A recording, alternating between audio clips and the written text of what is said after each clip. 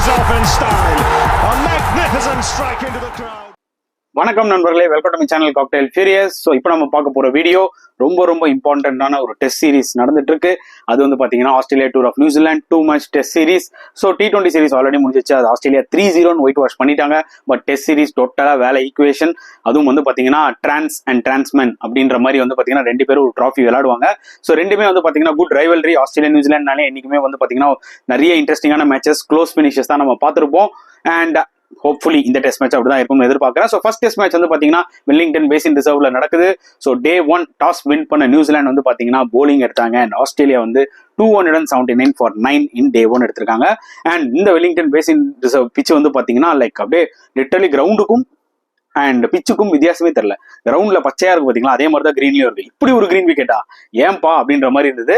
So obviously வந்து பாத்தீங்கன்னா New Zealand வந்து ப்ரிப்பேர் பண்ணிருப்பாங்க இந்த மாதிரி ஒரு பிச்சு தான். ஏன்னா அவங்களுக்கு நல்லா தெரியும் அவங்க கிட்டயும் நல்ல ஒரு பேஸ் அட்டாக் இருக்கு அண்ட் ஆஸ்திரேலியா கிட்டயும் நல்ல பேஸ் அட்டாக் இருக்கு. பட் ஆஸ்திரேலியன் பேட்ஸ்மேன்ஸ் வந்து பாத்தீங்கன்னா நல்ல ஃபார்ம்ல இருக்காங்க. ஆப்வியஸ்லி ஒரு கிரீன் ட்ராக் கொடுத்தா அவங்கள கொஞ்சம் லைட்டா டான்ஸ் ஆட விடலான்றது அவங்களோட ஒரு பிளானா இருக்கும். எக்ஸாக்ட்லி அது ஒர்க் அவுட்டும் ஆச்சு. பட் அதுக்கு தடையா வந்து நின்னது யாருன்னு பாத்தீங்கன்னா கேமரன் கிரீன். Fantastic century. இது அவரோட 2வது test century. Out of nowhere வந்து பாத்தீங்கன்னா கிரைசிஸ்ல விளாட்ன இன்னிங்ஸ். ஏன்னா அவர் இன்னிங்ஸை மட்டும் நீங்க தூக்கிட்டீங்கன்னா செகண்ட் ஹையஸ்ட் ஸ்கோரே மிச்சல் மார்ஷ் தான் 40 ரன். ஸோ அப்பயே பாத்துக்கோங்க எந்த அளவுக்கு ஒரு இம்பார்ட்டன்ட் இன்னிங்ஸா இருக்கும்னு சொல்லிட்டு. ஒரு பிளேயர் வந்து பாத்தீங்கன்னா பெரிய பிளேயர் ஆனா இந்த மாதிரி ஒரு இம்பார்ட்டன்ட் ஒரு கிரிட்டிக்கல் டைம்ல பெர்ஃபார்ம் பண்ணி தாங்க ஆகும். அதுதான் வந்து கிறிஸ் கிரீன் எக்ஸாக்ட்லி பண்ணியிருக்காரு.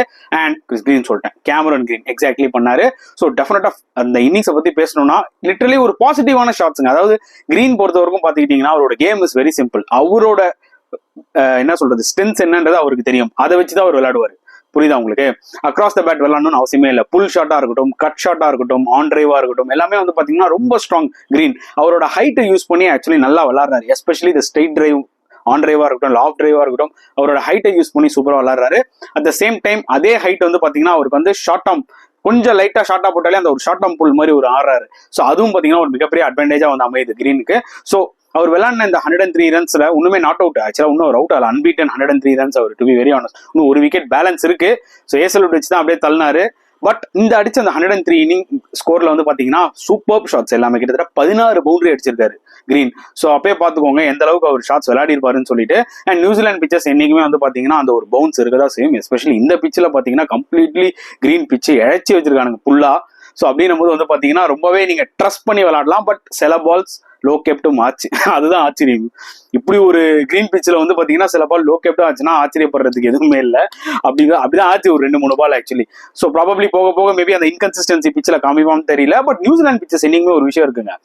நியூசிலாந்து மட்டும் இல்லை, நியூசிலாந்து, சவுத் ஆப்பிரிக்கா அண்ட் ஆஸ்திரேலியால கூட. பட் மேஜரா நியூசிலாந்துல என்னைக்குமே பிச்சு டே போக பிச்சு ஃபாஸ்ட் ஆகும்.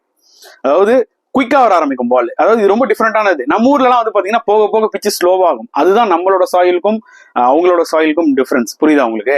அங்க போக வந்து பாத்தீங்கன்னா இன்னும் ஃபாஸ்ட் ஆகும் பிச்சு. இதுதான் வந்து ஒரு difference, major difference actually foreign கண்டிஷன்ஸ்க்கும் சப்கான்டினென்ட் கண்டிஷன்ஸ்க்கும், to be very honest. So அந்த வகையில வந்து பாத்தீங்கன்னா ஆஸ்திரேலியா ஆக்சுவலா ஒரு மிகப்பெரிய ஃபைட் பேக் தான் கொடுத்துருக்காங்கன்னு சொல்ல முடியும்.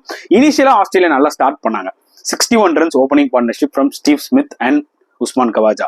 பட் எப்போ ஸ்மித் அவுட் ஆனாரோ அப்பவே வந்து பாத்தீங்கன்னா இதாண்டா சான்ஸ்ன்ற மாதிரி உள்ள புந்துட்டாங்க நியூசிலாந்து. எஸ்பெஷலி மேட் ஹென்ரியோட ஸ்பெல் அருமையா இருந்தது. 4 விக்கெட் லிட் இந்த பனானா ஸ்விங்னு வாங்கல, அதுதான் அவர் பண்ணிட்டு இருந்தாரு. அதாவது ஸ்டீவ் ஸ்மித் வந்து எப்படியோ தாக்கு பிடிச்சி விளையாடினாரு. நிறைய எட்ஜ் அவருக்கு ஸ்டார்டிங்ல நிறைய தேர்ட் மேன் பவுண்டரியில போச்சு. அப்பயே அவுட் ஆயிருப்பாரு. பட் எப்படியோ தாக்கு பிடிச்சி ஒரு 33 ரன்ஸ் ஆனாரு. பட் எவ்வளவு நேரம் தான் நீங்க அந்த ஸ்விங்கை தாக்கு பிடிக்க முடியும்? அதே மாதிரி எட்ஜ் வாங்கி ஸ்லிப்ல கேட்ச். அண்ட் அவர் அவுட் ஆனவனே இமிடியேட்டா உஸ்மான் கவாஜாவும் அவுட் ஆயிட்டாரு. அண்ட் இன்னொரு எண்ட்ல வந்து பாத்தீங்கன்னா நம்பர் 3ல மார்னஸ் லபுஷானி அவரும் லஞ்சுக்கு அப்புறம் வந்து அவுட் ஆயிட்டாரு. So Australia out of nowhere like 88 for 3ன்ற மாதிரி நின்னாங்க.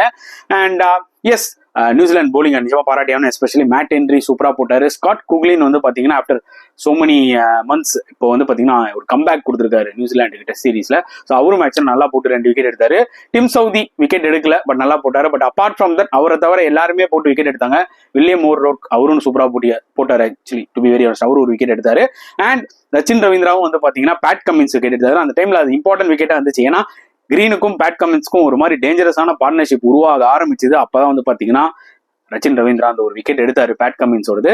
பட் அது கொஞ்சம் லோ கேப்ட் ஆச்சு. அங்கதான் நான் சொன்னேன் இந்த கிரீன் விக்கெட்ல சடனா ஒரு 4-5 பால் லோ கேப்டும் ஆகுது. ஸோ பொறுத்து வந்து பார்க்கலாம் எப்படி டே போக பிச்சு எப்படி பிஹேவ் பண்ணுதுன்னு சொல்லிட்டு. ஸோ ஆப்வியஸ்லி வந்து பாத்தீங்கன்னா நியூசிலாந்து கையிலேயும் மேட்ச் இருந்துச்சு. ஏன்னா ஃபர்ஸ்ட் 61 ஃபார் நோலாஸ் போது ஆஸ்திரேலியா நல்ல கம்பேக், திருப்பி நியூசிலாந்து கம்பேக் கொடுத்தாங்க.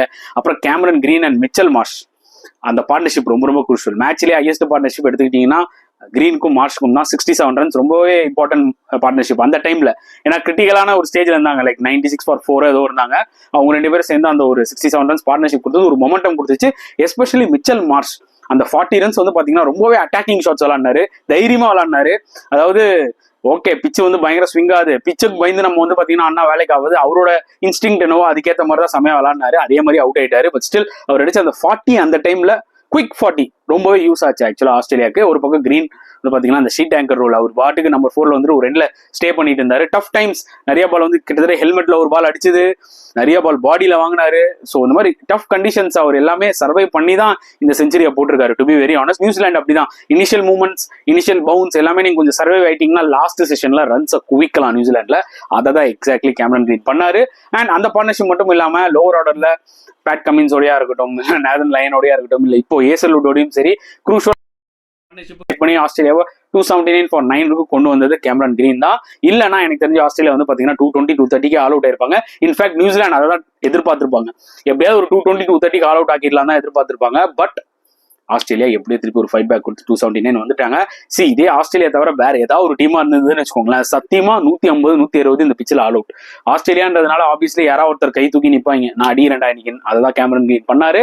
நியூசிலாந்து பொறுத்த வரைக்கும் எஸ் ஒரு ஹாஃப் சான்ஸ் கேன் வில்லியம்சனுக்கு வந்து செகண்ட் ஸ்லிப்ல வந்துச்சு, அது கொஞ்சம் டஃப் கேட்ச் தான்.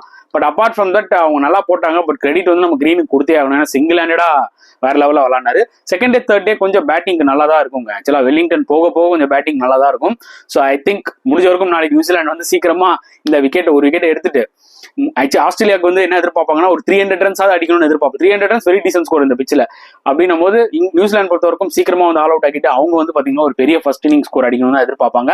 ஏன்னா அப்படி பண்ணாதான் இந்த டெஸ்ட் மேட்சை வின் பண்ண முடியும். இல்லைன்னா obviously it's going to be a close match. நம்மளை பொறுத்த வரைக்கும் க்ளோஸ் மேட்சா இருந்தா ரொம்ப இன்ட்ரெஸ்டா இருக்க போகுது, அவ்வளவுதான். So okay, so the day 1 belongs to ஆஸ்திரேலியான்னு சொல்லலாம். 55 ஆஸ்திரேலியா, 45 நியூசிலாந்து. ஏன்னா கேமரன் கிரீனோட அந்த 100+ ஒரு 279 இந்த ஒரு டே 1 கிரீன் பிச்சில் வந்து பாத்தீங்கன்னா எனக்கு தெரிஞ்சு ஆஸ்திரேலியா ஒரு நல்ல ஃபைட் பேக் கொடுத்துருக்காங்க தான் சொல்ல முடியும். இதே 220, 230 ஆஸ்திரேலியா வந்து ஆல் அவுட் ஆயிருந்தாங்கன்னா மேபி நான் நியூசிலாண்டுக்கு ஒரு 60 ஆஸ்திரேலியாவுக்கு ஒரு 40 கொடுத்துருப்பேன். பட் 279 அடிச்சதுனால வந்து பாத்தீங்கன்னா ஆப்வியஸ்லி ஆஸ்திரேலியாவுக்கு தான் அந்த 55 கொடுத்தானும் அண்ட் 45 நியூசிலாண்டுக்கு நான் கொடுக்குறேன். எஸ்பெஷலி கேமரன் கிரீன் வேற நாட் அவுட்ல இருக்காரு. ஸோ அது ஒரு பிளஸ் இருக்கு. ஸோ பார்க்கலாம் நாளைக்கு டே 2 எப்படி போக போகுதுன்னு சொல்லிட்டு உங்களோட கருத்துக்களை தாராளமா கமெண்ட் செக்ஷன்ல போடுங்க. இந்த வீடியோ பிடிச்சிருந்தா லைக் பண்ணுங்க, ஷேர் பண்ணுங்க, முடிஞ்சா சப்ஸ்கிரைப் பண்ணுங்க. ஸோ நெக்ஸ்ட் வீடியோல பார்க்கலாம் ஃப்ரெண்ட்ஸ். அன்டில் தென் பாய்.